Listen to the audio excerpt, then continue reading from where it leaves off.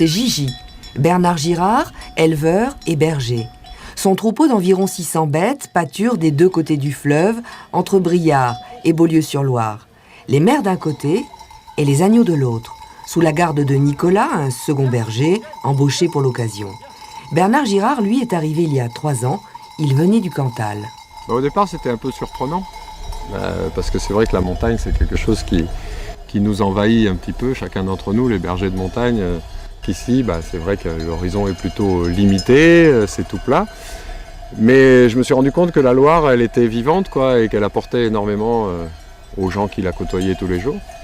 Et puis la population, qui nous a très très bien accueillis ici, ça m'a fait un petit peu, je dirais, oublier la montagne. C'est gentil. Allez, il faut payer là. On paye pour entrer ce soir. C'est mûr.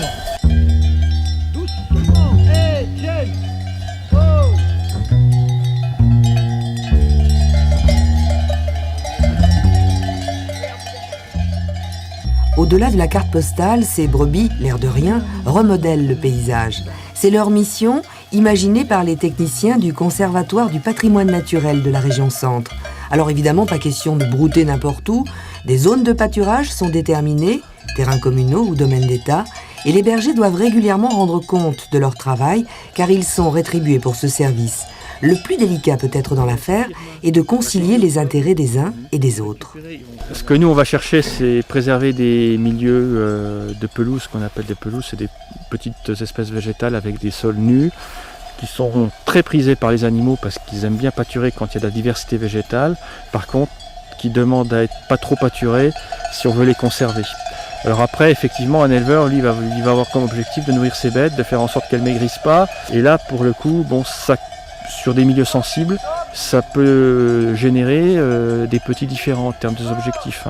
Là, tiens, on a un bout d'églantier qui a été aussi bien attaqué, Et là, elles ont bien. On voit bien que là où elles peuvent pas accéder, elles n'ont pas mangé. Par contre, tous les fruits, elles les ont mangés aussi, Donc là, on sait que ça va limiter le développement du roncier. Si ces brebis sont de parfaites débroussailleuses, c'est aussi parce que Bernard Girard a choisi des races complémentaires. Au départ, quand on est arrivé ici, il n'y avait que des solognotes. Et c'est vrai que personne ne se posait la question de savoir l'impact qu'elles avaient sur la végétation. Donc moi, évidemment, étant cantalou, j'ai ramené une race qui vient du Cantal, qui s'appelle la bisée. Il y a 2 hauteurs de coupe. En fait, la solognote va pâturer évidemment la zone herbacée, la bisée aussi bien sûr, mais la solognote va s'arrêter à 80 cm de hauteur. Et la bisée va pâturer de 80 à 150.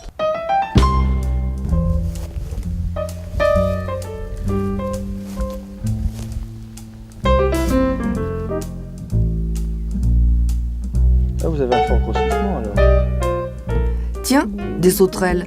Vous vous demandez ce qu'elles viennent faire dans cette histoire ? Eh bien c'est simple.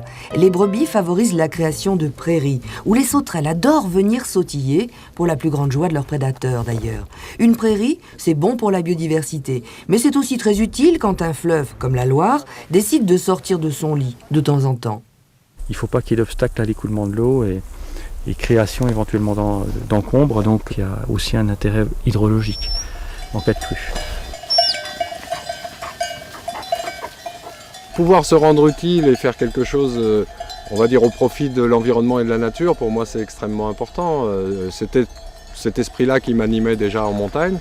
Et aujourd'hui, au moins ça peut être mis en application et ça porte ses fruits, puisqu'on constate qu'il y a vraiment une réelle amélioration du secteur sur lequel on travaille depuis qu'on y est avec nos brebis,